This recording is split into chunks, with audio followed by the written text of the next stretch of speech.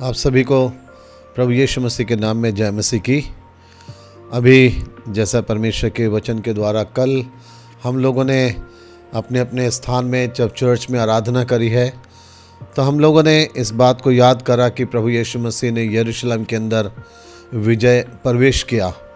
और जब प्रभु यीशु मसीह ने यरूशलेम में विजय प्रवेश किया तो उसके बाद जब आप आगे पढ़ते हैं तो वचन में लिखा है, जब वो नगर के निकट पहुंचा तो उसको देखकर वो बहुत रोया।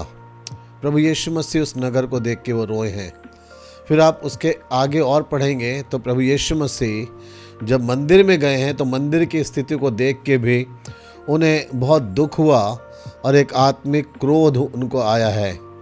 आज हम लोग इस बात पे विचार करना चाहते हैं कि जब हमारे जीवन के अंदर हम वो स्थान जो परमेश्वर को देना चाहिए ना देकर हम वो स्थान कुछ अपने फ़ायदे के लिए सोचने लग जाते हैं, हम वो स्थान अपने जीवन में किसी और चीज़ को देने लग जाते हैं, तो प्रभु यीशु मसीह फिर हस्तक्षेप करते हैं और वो उस चीज़ को बदलना चाहते हैं।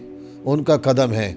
आज हम लोग देखना चाहते हैं परमेश्वर के वचन में से मत्ती 21 अध्याय 12 से 14 वचन के अंदर। यहाँ पे हमें मिलता है पढ़ने के लिए कि प्रभु यीशु मसीह जब मंदिर में गए तो उन्होंने वहाँ पे कुछ लोगों को देखा जो मंदिर में वहाँ बैठ के वो लेन देन कर रहे थे, और उनको इस बात को देख के बड़ा अचरज हुआ और क्रोध आया, क्योंकि उन्होंने कहा, लिखा है कि मेरा घर प्रार्थना का घर कहलाएगा, लेकिन तुमने उसे डाकुओं की खो बना दिया है। कैसा यहाँ पे एक अजीब एक वर्णन है कि जब प्रभु यीशु मसीह यरूशलेम में प्रवेश कर रहे हैं तो कितने ही लोग हाथों में खजूर की डालियाँ लिए हुए मार्ग में अपने कपड़े बिछा रहे हैं। प्रभु यीशु मसीह गधे के बच्चे पे सवार हैं और लोग होसन्ना के नारे लगा रहे हैं। लोग प्रभु यीशु मसीह को पुकार रहे हैं कि तू हमें बचा। बहुत कुछ प्रभु यीशु मसीह के लिए लोग वहाँ पे करना चाह रहे हैं, लेकिन मंदिर के अंदर कुछ और ही चल रहा है। बाहर लोग प्रभु की आराधना करना चाहते हैं, प्रभु यीशु मसीह का स्वागत करना चाहते हैं, प्रभु को आदर देना चाह रहे हैं, लेकिन जो मंदिर के अंदर की स्थिति है वो सही नहीं है।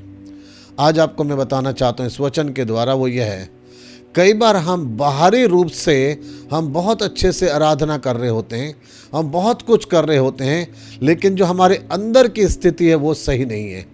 हमारे अंदर की स्थिति सही नहीं है। प्रभु यीशु मसीह जिस कदम को उठा रहे हैं यहाँ पे हमें उसकी ओर ध्यान देना है। 12 और 13 वचन को जब हम पढ़ते हैं, मत्ती रचित सुसमाचार उसका 21 अध्याय 12 और 13 वचन, उसमें लिखा है, यीशु ने परमेश्वर के मंदिर में जाकर उन सब को जो मंदिर में लेन देन कर रहे थे निकाल दिया और सर्राफों के मेजें और कबूतरों के बेचने वालों की चौकियाँ उलट दी और उनसे कहा, लिखा है मेरा घर प्रार्थना का घर कहलाएगा, परंतु तुमने उसे डाकुओं की खो बना दिया है। पहली चीज़ ध्यान रखें, प्रभु यीशु मसीह इस चीज़ से संतुष्ट नहीं है कि बाहर लोग मेरा बहुत अच्छा स्वागत कर रहे हैं, बाहर बहुत कुछ मेरे लिए करा जा रहा है, लेकिन प्रभु यीशु मसीह को जिस चीज़ को लेकर चिंता है वो है मंदिर के भीतर का स्थान, भीतर की स्थिति कैसी है। जब प्रभु यीशु मसीह ने मंदिर के अंदर जाके देखा तो उनको बिल्कुल भी अच्छा नहीं लगा, क्योंकि जो मंदिर का अंदरूनी स्थान है वो सही नहीं है। आज जो मैं आपको बताना चाहता हूँ वो है, प्रभु का वचन हमें कहता है 1 कुरिन्थियों 6 अध्याय उसके 19 वचन में, हम पवित्र आत्मा के मंदिर हैं और परमेश्वर का आत्मा हम में वास करता है। परमेश्वर ने हमारे हृदय को मंदिर बनाया है, उसका आत्मा हम में वास करता है। हम कई बार बाहरी रूप से बहुत अच्छे से परमेश्वर की आराधना स्तुति कर रहे होते हैं, प्रचार कर रहे होते हैं, लोगों से अच्छे मिल रहे होते हैं, प्रभु के लिए सब कुछ हम बाहरी रूप से बहुत अच्छा करते हैं, लेकिन जो हमारे अंदर की स्थिति है वो सही नहीं है। प्रभु यीशु मसीह ने यहाँ पे जो स्टेप उठाया, जो कदम लिया है, वो अंदर की स्थिति को वो सही करना चाह रहे हैं, ताकि अंदर की स्थिति सही हो जाए। जब तक अंदर की स्थिति सही नहीं होगी उस समय तक लोग आपके द्वारा आशीषित नहीं होंगे। लोग आपको बाहरी रूप से देखकर आपकी बड़ाई कर लेंगे, आप कैसे आराधना कर रहे हैं, कैसे गीत गा रहे हैं, कैसे स्तुति कर रहे हैं, क्या कुछ आप कर रहे हैं, बाहरी रूप को देखकर शायद लोग प्रभावित हो जाएं।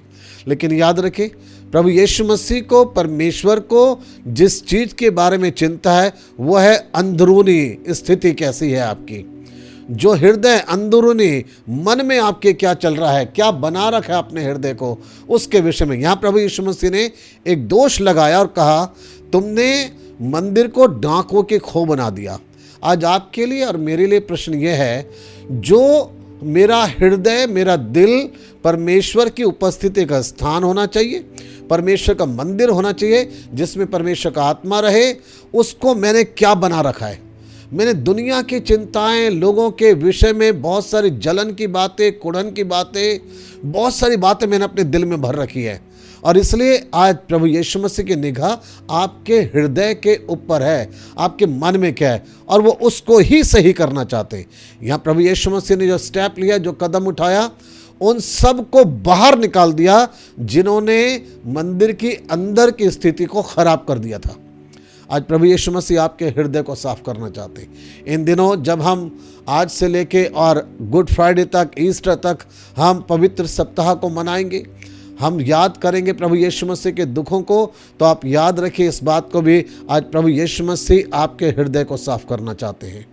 अगर आपका हृदय साफ नहीं हुआ, आप बाहरी रूप से जितना मर्जी करते रहें, लेकिन आपके हृदय के अंदर बुराइयां और जलन, कुढ़न ये सब भरा हुआ है, तो प्रभु यीशु मसीह यही कह रहे, तुमने अपने हृदय को, मंदिर को खराब कर रखा है। क्योंकि मेरे दिल में परमेश्वर का आत्मा वास करना चाहता है। मेरा दिल, मेरा जीवन परमेश्वर का मंदिर है, पवित्र आत्मा का मंदिर, और परमेश्वर का आत्मा मुझ में वास करता है। यहाँ पहली चीज़ ध्यान रखिए, प्रभु यीशु मसीह को जिस चीज़ के विषय में ज़्यादा परेशानी हुई है वह है मंदिर के अंदर की स्थिति। बाहर लोग उसके विषय में क्या कर रहे हैं, उसके बारे में यीशु मसीह को कोई मतलब नहीं है। वो तो भीड़ है, जज्बात में, भावुकता में लोग कुछ भी करेंगे, थोड़ी देर के बाद ही यही भीड़ कहेगी इसे क्रूस के ऊपर चढ़ा। लेकिन जिस चीज़ के विषय में यीशु को चिंता है वह है मंदिर के अंदर की स्थिति। आज प्रभु यीशु मसीह आपके बाहरी रूप को नहीं देखना चाहते। आप चर्च में कितना हाथ उठा के गाना गाते हैं, कितना तेज बाइबल पढ़ते हैं, कितने अच्छे शब्दों में आप प्रार्थना करते हैं। प्रभु यीशु मसीह की निगाहें आपके हृदय के ऊपर है, आपका मन कैसा है। अगर सही नहीं है, वो आज आपके मन को साफ करना चाहते हैं। दूसरी बात हम देखते हैं, जब प्रभु यीशु मसीह ने मंदिर की सफाई कर दी, उसका शुद्धिकरण कर दिया, जब मंदिर को पवित्र करा, अब देखिए वो जो मंदिर है वो किन लोगों के लिए खुल गया, किन लोगों के लिए खुल गया। जब हम पढ़ते हैं 14 वचन, तो इसके 14 वचन में हमें पढ़ने के लिए मिलता है, और अंधे और लंगड़े मंदिर में उसके पास आए और उसने उन्हें चंगा किया। कितनी सुंदर बात है। ये लोगों के लिए एक बाधा बना हुआ था बीच में बात, कि जब तक प्रभु यीशु मसीह ने मंदिर को साफ नहीं किया तो ये सारे के सारे बाहर थे और इनको वो आशीष नहीं मिल पा रही थी जो मिलना चाहिए था। जब प्रभु यीशु मसीह ने मंदिर को शुद्ध कर दिया, साफ कर दिया, उसके बाद वो मंदिर बहुत सारे लोगों के लिए आशीष का कारण बना है। वहाँ लिखा है बहुत सारे लोग जो अपने शारीरिक बीमारियों से ग्रसित थे, पीड़ित थे, उन लोगों ने वहाँ पे जाके प्रभु यीशु मसीह के द्वारा चंगाई की आशीष पाई है। आज आपके जीवन के द्वारा लोग उस समय तक आशीषित नहीं होंगे जब तक कि आपका हृदय साफ ना हो जाए, जब तक कि आपका मन साफ ना हो जाए, तब तक लोग आशीषित नहीं होंगे। यहाँ प्रभु यीशु मसीह अपने वचन में हमें सिखाना चाहते हैं, हमें ज़रूरत है हम अपने हृदय को शुद्ध और पवित्र करें, ताकि मेरा जीवन दूसरे लोगों के लिए एक आशीष का कारण बन जाए। मैं उस समय तक आशीष का कारण नहीं रहूँगा लोगों के लिए जब तक मेरा हृदय साफ नहीं होगा। दोनों ही बातें बहुत एक दूसरे से मेल खाती हैं। प्रभु यीशु मसीह को इस बात से कोई मतलब नहीं, लोग उनके लिए कितने नारे लगा रहे हैं, कितना जलूस निकाल रहे हैं, उन्हें कोई मतलब नहीं। उनको जिस बात के विषय में चिंता वो है मंदिर के अंदर की स्थिति कैसी है, वो खराब हो रखी है। और प्रभु यीशु मसीह ने उसको सही करा, और जब उन्होंने सही करा, शुद्ध किया, तब लिखा है मंदिर में कितने ऐसे लोग आए जिन्होंने आके परमेश्वर की आशीष को पाया है। आज आपके जीवन से लोग आशीषित उस समय तक नहीं हो सकते जब तक कि आपका हृदय, आपका मन अंदर से शुद्ध ना हो जाए। प्रभु यही चाहते हैं कि आप अपने आप को शुद्ध और पवित्र करें, ताकि आपका जीवन दूसरे लोगों के लिए आशीष का कारण बने और ये तभी हो सकेगा जब प्रभु यीशु मसीह आपके जीवन में अपना कार्य करेंगे। अगर आपके जीवन में प्रभु ने कार्य करा है, आपको शुद्ध और पवित्र करा है, तभी आप दूसरे के लिए आशीष का कारण बनेंगे। लेकिन अगर आप अपने हृदय में पाप बुराइयां लेके जी रहे हैं, आप कभी दूसरे के लिए आशीष का कारण नहीं बनेंगे।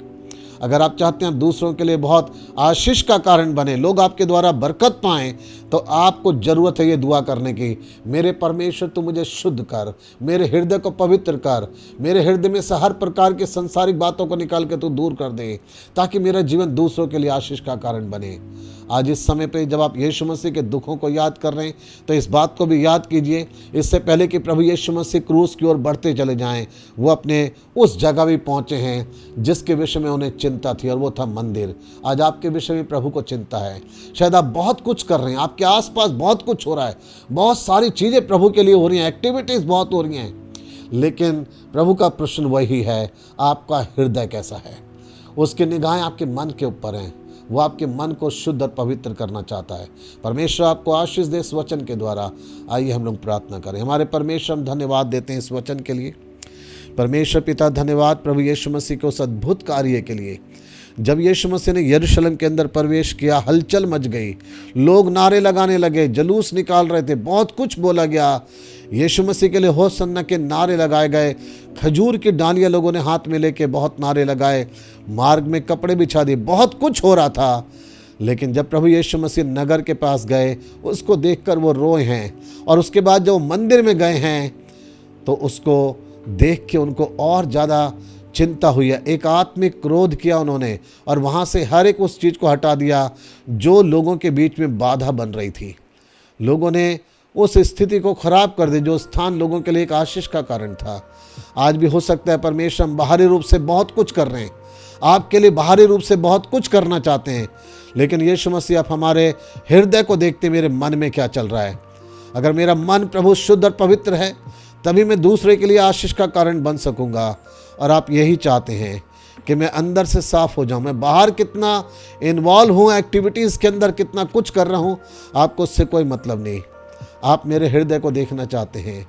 हमारे परमेश्वर हमारे हृदय को शुद्ध और पवित्र करें, ताकि हम दूसरों के लिए आशीष का कारण बन जाएं। इस वचन के सुनने वाले सभी लोगों को बहुत ऐसे आशीष दें, ये सप्ताह हमारे लिए बहुत आशीष का कारण हो। हम पिता परमेश्वर आने वाले समय में भी और बातें सीख सकें, समझ सकें आप हमारे जीवन से क्या चाहते हैं। इस प्रार्थना को प्रभु यीशु के नाम से मांगते हैं, आमीन।